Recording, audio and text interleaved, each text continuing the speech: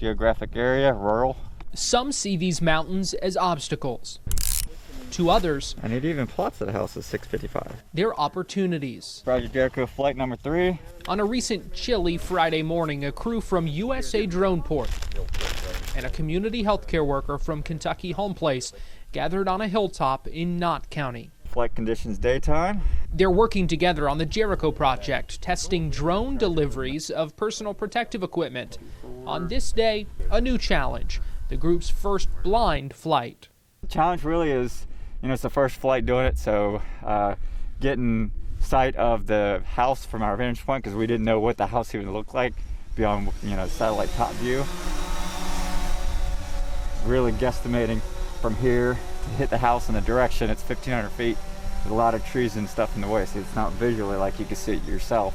Chris Stiles, a former military drone pilot, has 11,000 hours of flight time. Behind the controls here, showing how drones can go places much more easily than people can, and taking off with PPE in tow. But this isn't just about PPE, as important as it is. USA Droneport is also conducting these test flights to collect data for the FAA. You have the ball, let us know. This delivery is going to a home just 1,500 feet away as the drone flies, and about 400 feet down. It's a quick flight. Getting there by car, not quite so simple. 5.5 miles, a 10-minute drive at least, down winding rural roads. Not over top of me right now. You're over the top over, Chris.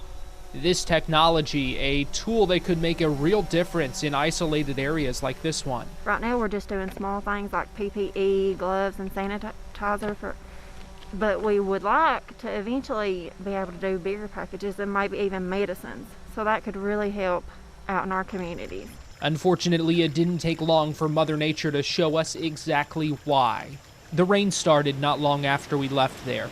A couple days later, much of the region was flooded, covered, many areas completely cut off. You want to start coming down some. Proof of why the mission commander told us these test flight scenarios are vital. But I think this was much closer to reality than any of the ones we've done before, and we're going to continue to progress that direction with all these. All right, we're at 0. Here they hit the target, dropping off their package, collecting important data while doing it, and all with no major issues for these flights. More progress. It's gloves, mask, cloth and medical, and then hand sanitizer. He's got visual on it with the camera. He is descending altitude. In the pandemic and beyond, delivering PPE today may be medicine tomorrow and hope throughout this region.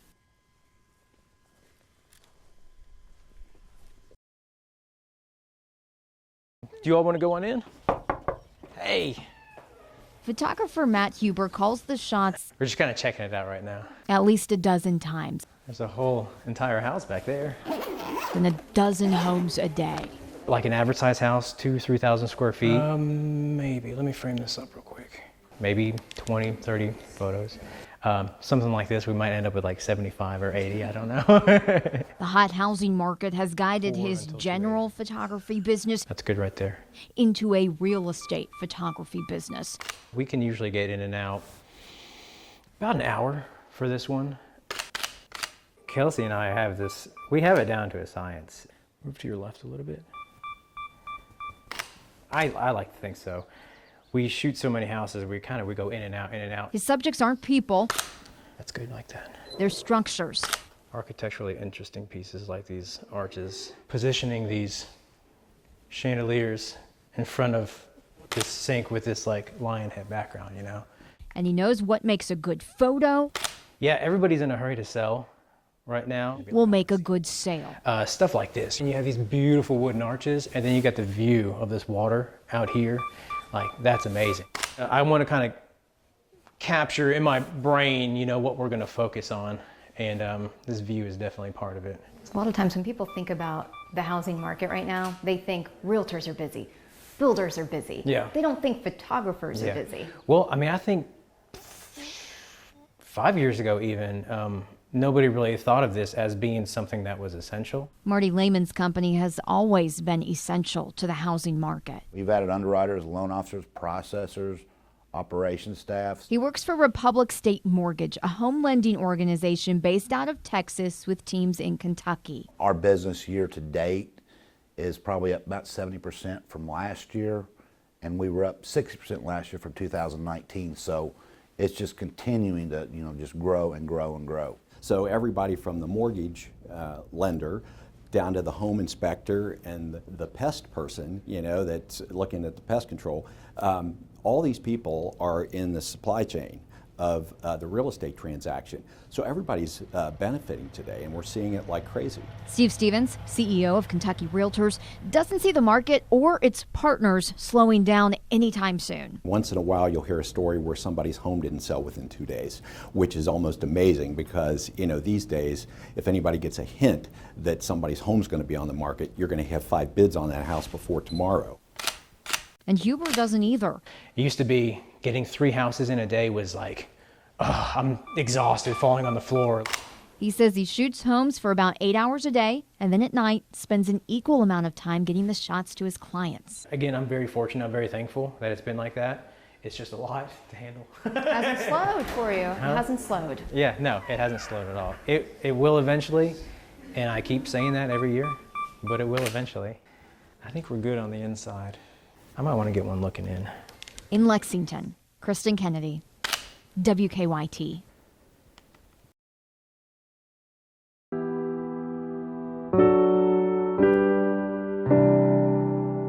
Was the worst I've seen. It got in some houses here that hadn't been in for a long time.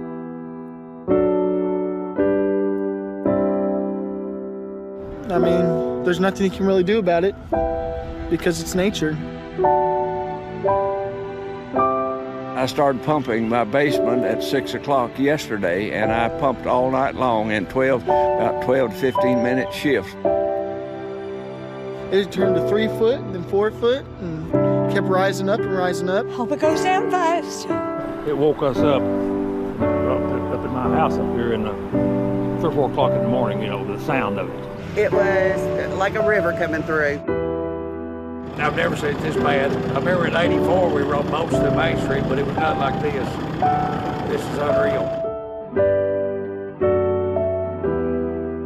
Where are these people going to live after all this gets cleaned up? Because their houses have been completely lost.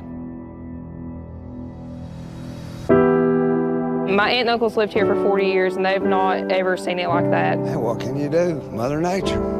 Pick up and carry on. That's all I can do. Our small community, all we have to do is put the word out, and we have an abundance of people trying to help or will help. The true friend is the best possession, and sometimes you find you have true friends when it's a catastrophe like this that you didn't know before. Everybody helps everybody. Small town. If I didn't have these friends or any of my family, what could we do? It makes me proud to be from a small town, honestly. It's going to take time for everybody to rebuild everything that they have. And some may not be able to rebuild, may have to move on. We just have to take one day at a time and see. We took a disaster and made a success out of it. It's brought everybody together here in the community.